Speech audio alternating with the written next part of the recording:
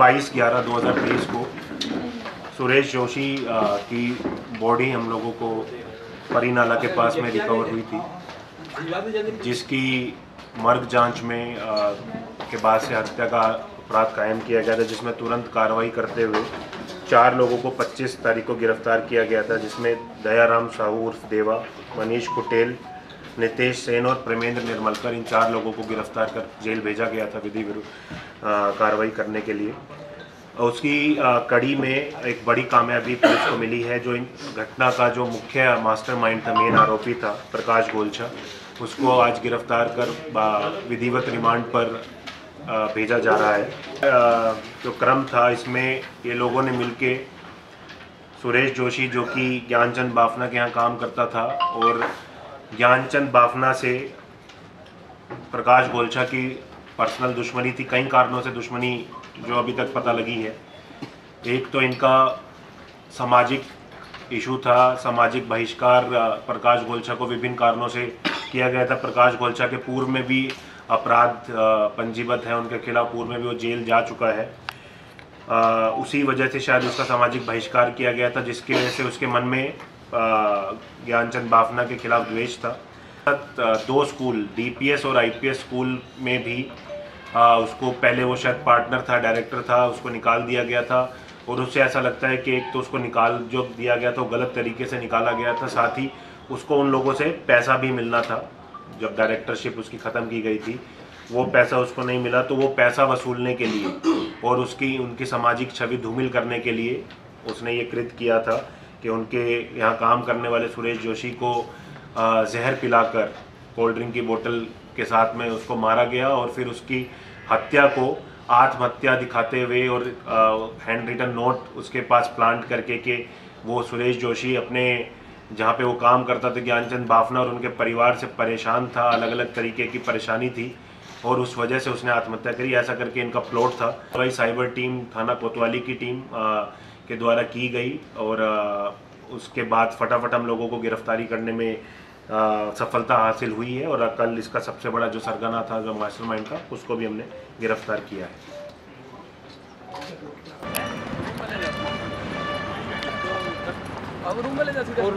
घटना जिसके जैसे पहले ये लोग बाइक पर लेकर गए थे सुरेश जोशी को, जब उसको मार दिया था जहर पिला के, उसके बाद अपनी स्विफ्ट कार में वो बॉडी को वापस लेकर आया था फार्म हाउस से। वो गाड़ी, साथ में प्रकाश गोलछा का मोबाइल, मृतक सुरेश जोशी का मोबाइल हमने, और वहाँ से साथ में हैंड रिटन नोट जो इन्होंने लिखवाए थे और उनकी फ़ोटोकॉपीज़, ये सब चीज़ें हम लोगों ने अभी जब्त की है। आज 4 अलग अलग टीम हम लोगों ने लगाई थी इसको। लेकिन जैसा कि आपने बताया, इसका पूर्व में भी अपराध है, और जितना कोल्ड ब्लडेड मर्डर हुआ है, बिल्कुल हमारा भी यही वो है कि हमें भी संदेह है कि हो सकता है कि इस तरह के कृत्य या इससे मिलते जुलते कृत्य पूर्व में किया हो या प्लानिंग किया हो।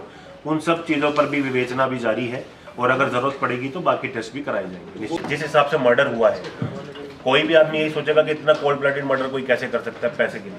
तो इसकी और भी एक्टिविटीज़ हो सकती हैं जो संदिग्ध रहेगी। तो अभी हर एक चीज़ के ऊपर विवेचना में सबकी जांच होगी। को परी नाला के पास में सुरेश जोशी की डेड बॉडी पुलिस को मिली थी, जिस पे मर्ग जांच करते हुए हत्या का अपराध पंजीबद्ध किया गया था। उसमें तुरंत कार्रवाई करते हुए 25/11 को हम लोगों ने 4 लोगों को गिरफ्तार किया था, जो ये लोग की प्लानिंग थी प्रकाश गोलछा के साथ मिलके कि जो सुरेश जोशी है उनकी हत्या करके उस हत्या को आत्महत्या दिखाते हुए एक हैंड रिटन नोट प्लांट किया, जिसमें ज्ञानचंद बाफना के विरुद्ध और उनके परिवार के विरुद्ध लिखा गया था कि उनकी वजह से उसने आत्महत्या करी है। इनका पूरा जो मास्टर प्लान था वो एक्सटॉर्शन का था कि उनको बदनाम भी करेंगे और साथ में उनसे पैसे भी वसूलेंगे। इसी कड़ी में एक सबसे जो मेन मास्टरमाइंड था प्रकाश गोलछा, उसको पुलिस ने आज गिरफ्तार करके विधिवत रिमांड पर भेज रहे हैं, और ये बहुत बड़ी कामयाबी साइबर टीम और थाना कोतवाली की खासकर कार्रवाई इसमें हुई है। इनमें जो अभी तक पता लगा है, जो प्रकाश गोलछा है, प्रकाश गोलछा का बहुत पुराना विवाद पैसे को लेके और सामाजिक तौर पर ज्ञानचंद बाफना के साथ रहा है। डीपीएस और आईपीएस स्कूल में पार्टनरशिप को लेके उसको निकाल दिया गया था। उसकी ईर्ष्या और उसको लगता है कि उसको उनसे पैसा मिलना चाहिए था, जो नहीं मिला है।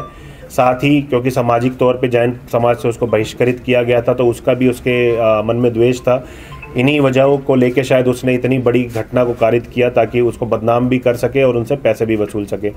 इसके पास से घटना में इस्तेमाल हुई स्विफ्ट कार, जो प्रकाश गोलचा की कार है, वो जब्त हुई है। साथ में उनका खुद का मोबाइल, मृतक का मोबाइल और हैंड रिटन नोट्स, जिसकी फ़ोटोकॉपी उन्होंने एक्सटॉर्शन के लिए यूज़ करनी शुरू की थी, वो और बाकी हैंड रिटन नोट्स भी उसमें मिले हैं।